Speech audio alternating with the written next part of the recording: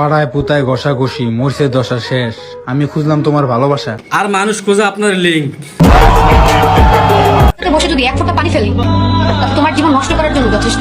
আর তুমি তো আমার কত পানি ফেলছো। দয়া করে কেউ উল্টা পাল্টা চিন্তা করবেন না, উনি আসলে চোখের পানি ফেলার কথা কইছে।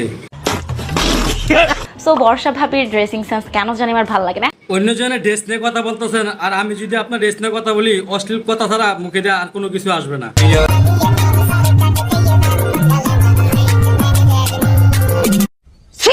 এমন ড্রেস পরা পরও সে বলে যে সে কোনো অশ্লীল ড্রেস পরে না। তো আমি এমন কোনো কিছু করি না যেটা একেবারেই দেখা যায় না টাইপের। জি, আপনার কন্টেন্ট দেখা যায় কিন্তু মানুষের সামনে না, রুমের চিপায় যেয়ে বসে নিজে একা একা দেখতে হয়। জানি, আমিও সব জানি। আচ্ছা, আপনারা কি একটা বিষয় জানেন, উনি যে নিজেকে সানি লিওনের সাথে তুলনা করে?